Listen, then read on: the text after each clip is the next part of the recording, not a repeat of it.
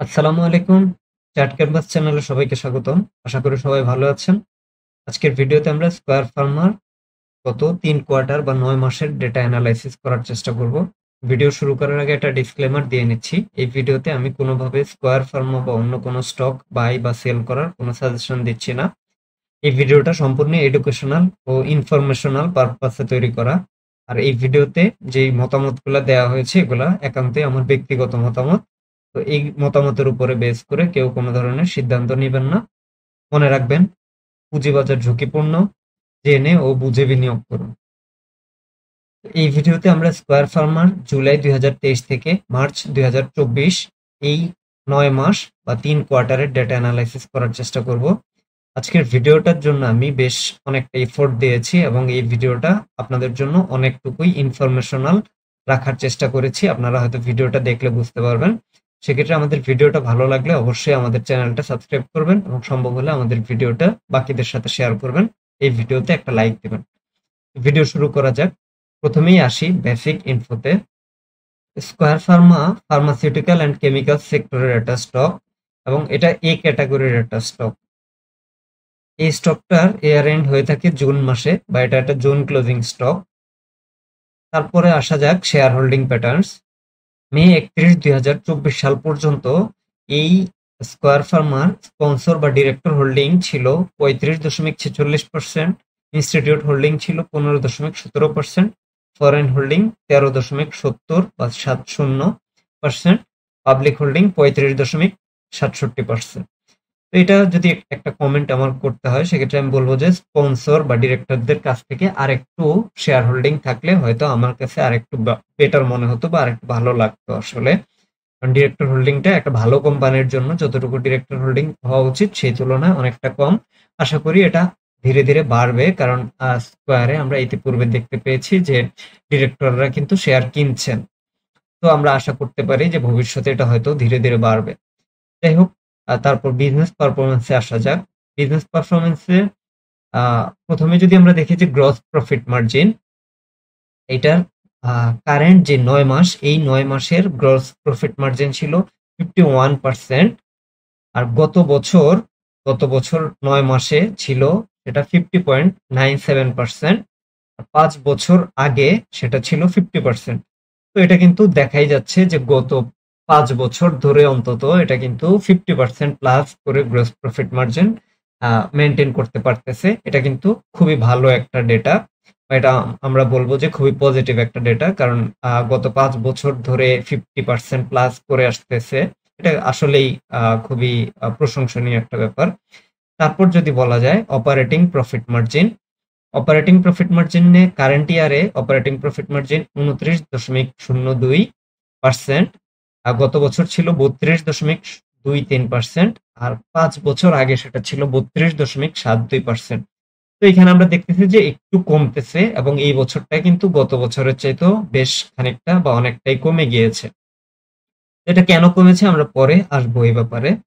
তারপর আসা যাক net profit margin. Net profit margin এই বছর ছিল 29.33%, গত বছর ছিল 30.62%, আর ৫ বছর আগে সেটা ছিল 29.16%। তো এই বছর কিন্তু অপারেটিং প্রফিট মার্জিন কমে যাওয়ার কারণে এটাও কমে গিয়েছে, বাট আদার্স ইনকাম থাকার কারণে নেট প্রফিট মার্জিনে অপারেটিং প্রফিট মার্জিনের থেকে না কমে বরং বেড়ে গিয়েছে। তো বাট আগের বছরের তুলনায় বা গত বছরের তুলনায় কিন্তু এটা কমে গিয়েছে। তারপর আসা যাক বিজনেস গ্রোথ, বা এটা আসলে এই কোম্পানিটা আসলে আগের বছরগুলোর তুলনায় কেমন গ্রোথ করতেছে সেটাতে আসা যাক। তো প্রথমে যদি আসি রেভিনিউ গ্রোথ, তো লাস্ট ইয়ারের তুলনায় বা গত বছরের চাইতে এই বছরের রেভিনিউ গ্রোথ ছিল 12.59%। ৫ বছর আগের তুলনায় এখন রেভিনিউ গ্রোথ হয়েছে 10.95%। আমরা যদি এটা দেখি এটাও কিন্তু বেশ ভালো। ৫ বছর আগের তুলনায় এখন বরং কারেন্ট ইয়ার গুলোতে আরো বেশি করে গ্রোথ দেখা যাচ্ছে, যেটা আরো বেশ ভালো বলা যায়। তারপর যদি আসি আমরা গ্রস প্রফিট মার্জিনের গ্রোথ, সেটা এই বছর গত বছরের তুলনায় ছিল 12.69%। ৫ বছর আগের তুলনায় ৫ বছর আগে ছিল 11.09%। এটাও কিন্তু খারাপ না, খুবই ভালো বলা যায়, ডাবল ডিজিট গ্রোথ। তারপর আসা যাক operating profit growth. Operating profit এই বছর গত বছরের তুলনায় বেড়েছে 2.02%, আর 5 বছর আগের তুলনায় বেড়েছে 8.46%। এটা কিন্তু খুব একটা ভালো বলা যায় না, বা অপারেটিং প্রফিট কিন্তু খুব ভালোভাবেই ফল করছে বা করেছে কোনো একটা কারণে, এটা আমরা দেখতে পাচ্ছি। এটা কি কারণে, এটা আমরা ভিডিওর শেষ দিকে এটা নিয়ে আরেকটু ডিপ ডাইভ করার চেষ্টা করব। তারপর আসা যাক net profit growth. Net profit growth এই বছর গত বছরের তুলনায় ছিল 7.87%, 5 বছর আগের তুলনায় ছিল 11.08%। তো এখানে আমরা দেখতে পাচ্ছি অপারেটিং প্রফিট গ্রোথ যেহেতু কমে গিয়েছে, সে কারণে নেট প্রফিট গ্রোথটা আসলে কমে গিয়েছে। তো এটাও আসলে অপারেটিং প্রফিট গ্রোথটা কেন কমে গিয়েছে সেটা দেখলেই আমরা দেখতে পাবো যে আসলে, বা বুঝতে পারবো যে নেট প্রফিট গ্রোথের সমস্যাটা কি বা কেন কমলো। তো এই কোম্পানিটার ডেট অ্যানালাইসিস একটু করা যাক। এই কোম্পানিটা আসলে কেমন ঋণ আছে বা ঋণগুলো কেমন পারফর্ম করতেছে সেটা নিয়ে একটু দেখা যাক। তো প্রথমেই আসি debt to equity ratio. Currently এই কোম্পানিটার যে ঋণ আছে বা যে ডেট আছে সেটা আসলে তার ইকুইটির এগেনস্টে সেই রেশিওটা 0.01%, বা যেটাকে যদি আমি আর একটু সহজ করে বলি, আসলে 100 টাকা ইকুইটির এগেনস্টে এই কোম্পানিটার 1 পয়সা ঋণ আছে। তো যেটা কিন্তু খুবই কম ঋণ বা খুবই কম লোন আছে বলা যায়, এটা খুবই ভালো একটা ডেটা। আর তারপর আসা যাক ডেট কভারেজ রেশিও। তো এটাও যদি একটু সহজ করে বলা যায়, ব্যাপারটা এরকম যে রেভিনিউর কত টাকা তার যে ইন্টারেস্টটা আছে বা তার যে ফাইন্যান্সিয়াল কস্ট সেটা কত টাকা চলে যায়, রেভিনিউর কত পার্সেন্ট সেই ফাইন্যান্সিয়াল কস্ট কভার করতে চলে যায়। তো এটা আমরা দেখতে পাচ্ছি যে 315.87। এটার মানে হলো যে প্রতি 315 টাকা বা 316 টাকা রেভিনিউ জেনারেট করলে 1 টাকা তার ফাইন্যান্সিয়াল কস্টে চলে যায়। তো এটাও কিন্তু খুবই ভালো, এই কোম্পানিটা খুব বেশি ইন্টারেস্ট বা খুব বেশি ফাইন্যান্সিয়াল কস্ট হচ্ছে না।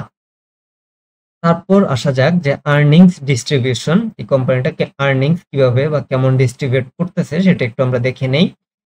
So dividend pay out ratio এই বছর বা লাস্ট যে ইয়ার ছিল 2022-23 সেই বছর তার ডিভিডেন্ড পে আউট রেশিও ছিল 49.04%।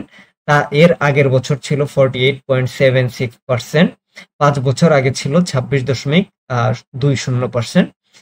তো এটা আসলে কিন্তু রিসেন্ট ইয়ার গুলাতে খুব ভালোভাবে বেড়েছে, এটা দেখা যাচ্ছে। সো আমরা কিন্তু মোটামুটি বলা যায় আগের তুলনায় এই কোম্পানিটার এখন ভালো dividend pay out ratio maintain করতেছে। বাট এটা হয়তো আমরা আশা করতে পারি যে সামনের দিকে আরো বাড়বে। যাই হোক, আমরা এরপর ম্যানেজমেন্টের এফিসিয়েন্সিটা একটু দেখে নেই। তো ম্যানেজমেন্টের এফিসিয়েন্সিতে প্রথমে যদি দেখি আরওই, আচ্ছা এখানে একটু বলে নেওয়া ভালো যে এইখানে আমি জাস্ট 9 মাসের ডেটার উপর বেস করেই আরওইটা হিসাব করেছি, এটাকে কিন্তু অ্যানুয়ালাইজড ডেটাতে কনভার্ট করে নাই, জাস্ট 9 মাসের ডেটাতেই আছে। সো আশা করি আপনারা সেটা বুঝতে পারবেন, সেই কারণে ডেটাটা একটু কম আসবে, বাট অ্যানুয়ালাইজড করলে আর একটু বেশি আসবে বা আসা উচিত আর কি। যাই হোক, তো আরওই আসে 13.06। এইখানে আমি বলবো যে একটু ইমপ্রুভ করা যেতে পারে, যদিও এটা অ্যানুয়ালাইজ করলে হয়তো 15 এর কাছাকাছি চলে আসবে বা 15 কে ক্রস করে যাবে, বাট তারপরেও এটা আমরা যদি এমএনসি গুলার হিসাবে বলি তাহলে কিন্তু এই জায়গাটায় আরো এটা আরেকটু ইমপ্রুভ করার জায়গা আছে। তো আমরা এক্সপেক্ট করব কোম্পানিটা হয়তো তার ম্যানেজমেন্ট পাওয়ার দিয়ে এটা সামনের দিকে আরো ইমপ্রুভ করবে। তারপর যদি আসি আরওসি, এটাও 12.83। এই জায়গাতেও বলবো যে ইমপ্রুভমেন্টের স্কোপ আছে। তো আমরা এখানেও আসলে এক্সপেক্ট করবো যে সামনের বছরগুলাতে কোম্পানিটা তার ম্যানেজমেন্ট দিয়ে এই আরওই বা আরওসি গুলাকে আরো ইমপ্রুভ করবে। যাই হোক, আমরা এরপর ক্যাশ ফ্লো অ্যানালাইসিসটা একটু দেখি। তো এই কোম্পানিটার লাস্ট ইয়ারে ফ্রি ক্যাশ ফ্লো গ্রোথ তার আগের বছরের তুলনায় ছিল -19.21%, আর 5 বছর আগের তুলনায় ছিল -4.88%। সো আমরা বুঝতেই পারতেছি যে ফ্রি ক্যাশ ফ্লো জেনারেটিং যে গ্রোথটা এটা কমে যাচ্ছে, গ্রোথটা কমতেছে। But free cash flow still ভালো ফ্রি ক্যাশ ফ্লো জেনারেট করতে পারতেছে, বাট আগের বছরগুলোর তুলনায় কেন free cash flow generating power কমে যাচ্ছে সেটাও আমরা এই ভিডিওর শেষ দিকে একটু ডিপ ডাইভ করার চেষ্টা করব।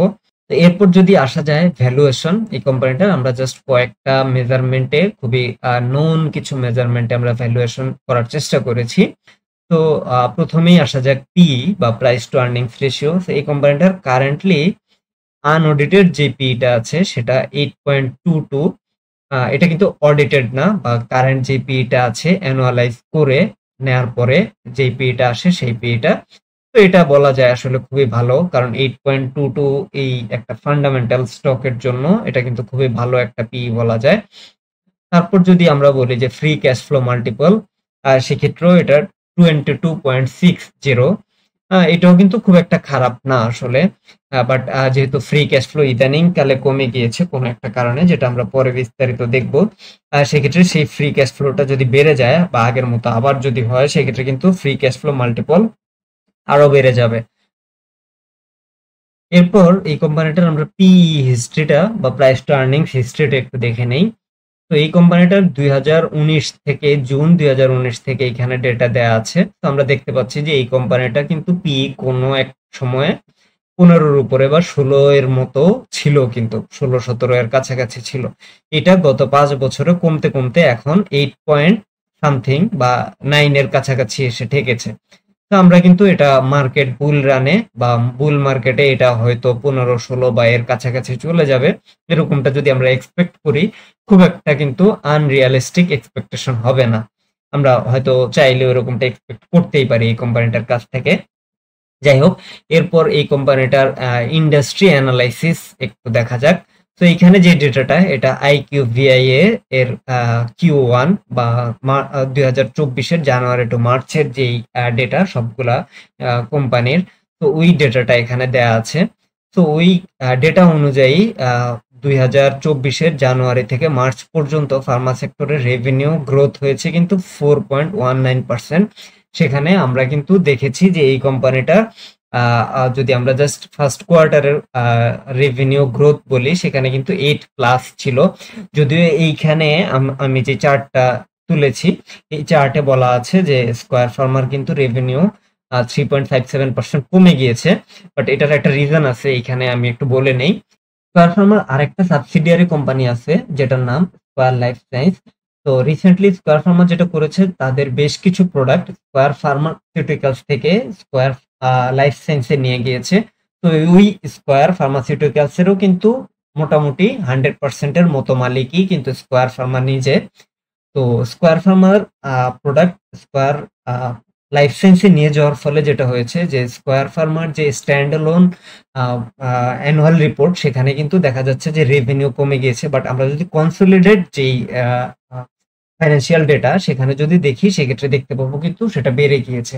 তো এই জন্য কিন্তু এখানে একটু মিস কমিউনিকেশন হচ্ছে যে স্কয়ার ফার্মার রেভিনিউ হয়তো কমে যাচ্ছে, বাট স্কয়ার ফার্মার রেভিনিউ আসলে কমে নাই।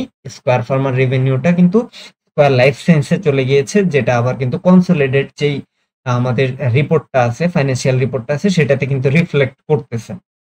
আচ্ছা, এরপর এই জিনিসটাকে সাইডে রেখে আমি যদি আরেকটা ডেটা দেখাই, এখানে কিন্তু আপনারা দেখতে পাচ্ছেন যে স্কয়ার ফার্মার এই যে রেভিনিউ, এটা কিন্তু কমে যাওয়ার পরেও মার্কেট লিডার কিন্তু স্টিল স্কয়ার ফার্মাই আছে আসলে, যেটা ছিল যে 5,267 ক্রোর।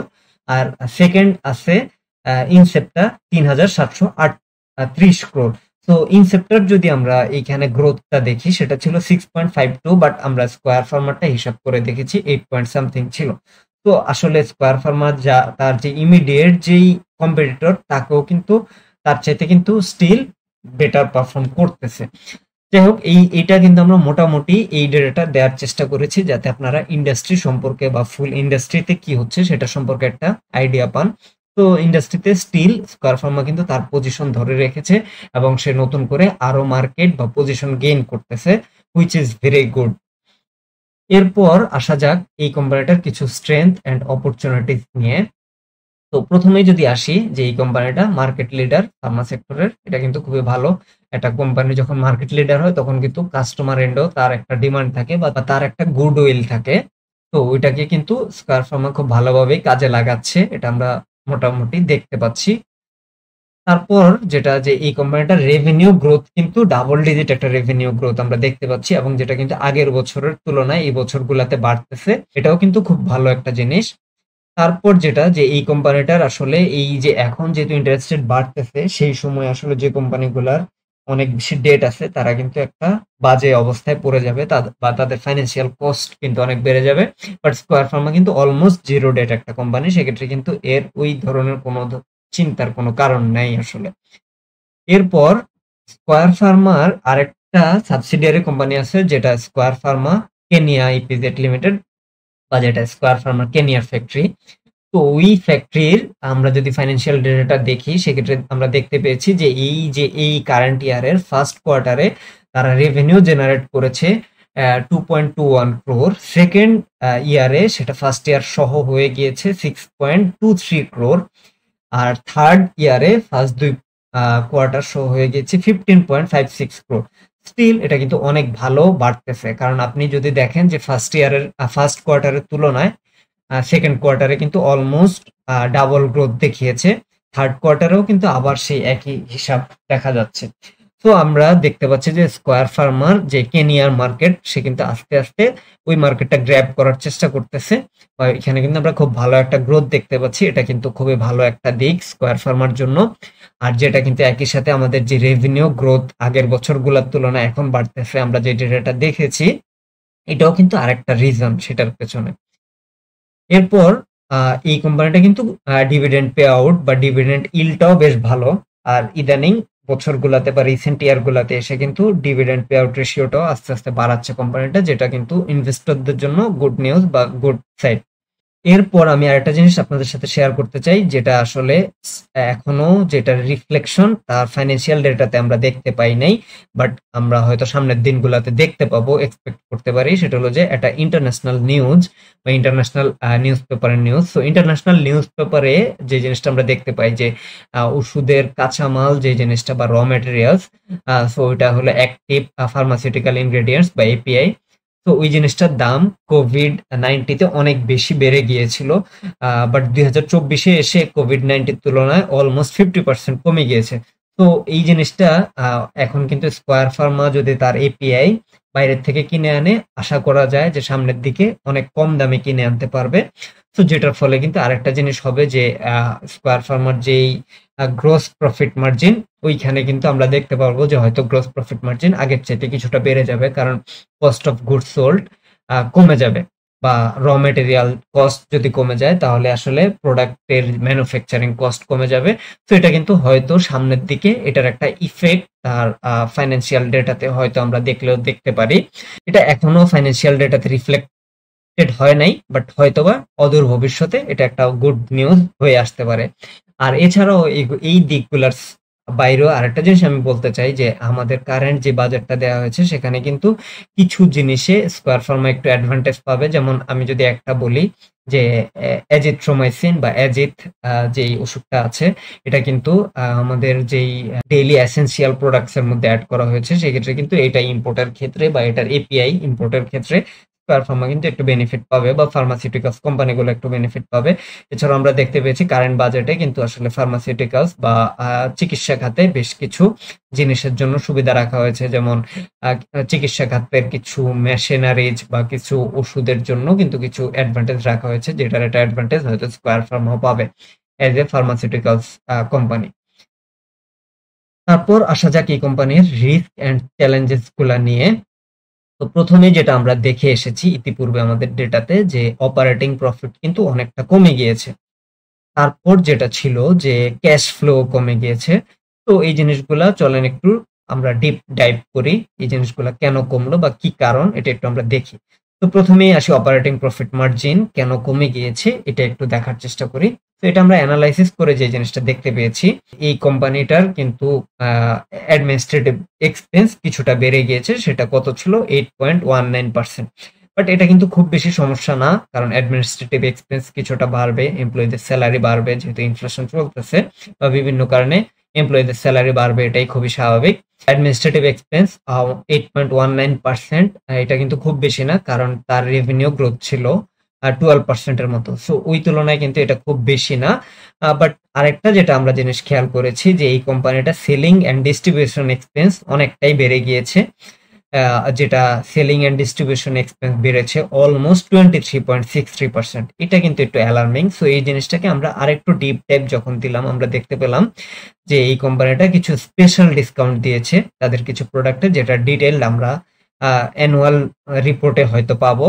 তো ওইখানেই কিন্তু কস্টিং ইনক্রিজ করেছে 38.69%। গত বছর যে পরিমাণ স্পেশাল ডিসকাউন্ট দিয়েছে এই বছর তার চাইতে 38.69% বেশি ডিসকাউন্ট দিয়েছে।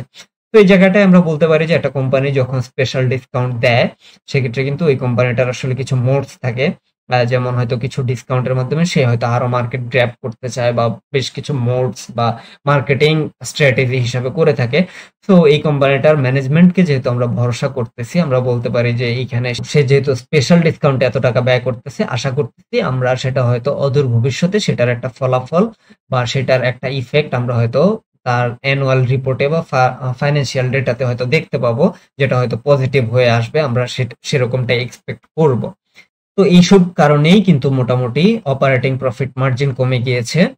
তো তারপর যদি আসা যায় যে ফ্রি ক্যাশ ফ্লো কেন কমে গেল সেটা যদি আমরা দেখি, সো এটা দেখতে গেলে আমরা যেটা দেখলাম যে প্রথমেই আমরা দেখলাম যে অপারেটিং অ্যাক্টিভিটিস থেকে তার যে ক্যাশ জেনারেটিং পাওয়ার সেটা কমে গিয়েছে কিনা, বাট আমরা দেখলাম যে না, সেটা আসলে ঠিকঠাক আছে বা সেটা আমাদের কাছে ভালোই মনে হয়েছে, সেটা কমে যায়নি বরং গত বছরের চাইতে বেড়েছে।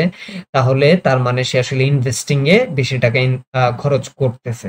তো সেটা কই করলো আমরা যখন দেখলাম, পরে আমরা দেখতে পেলাম যে সে পিপিই বা ক্যাপেক্স এ তার পজিশন ইনক্রিজ করেছে বা সে কিছু প্ল্যান্ট অ্যাকুইজিশন করেছে বা প্রপার্টি অ্যাকুইজিশন করেছে। এছাড়াও এই জায়গাটা একটু নোটেবলি বলতে হয় যে সে অনেকগুলো টাকা বা অনেক টাকা মার্কেটেবল সিকিউরিটিতে ইনভেস্ট করেছে। তো এই জায়গায় হয়তো আমরা এজিউম করতে পারি যে মার্কেট যেহেতু ডাউন বা স্টক মার্কেট যেহেতু ডাউন, সে হয়তো কিছু বন্ড বা কিছু সিকিউরিটিতে ইনভেস্ট করেছে, যেটা হয়তো সে এক্সপেক্ট করতেছে যে সামনে হয়তো ভালো রিটার্ন দিবে।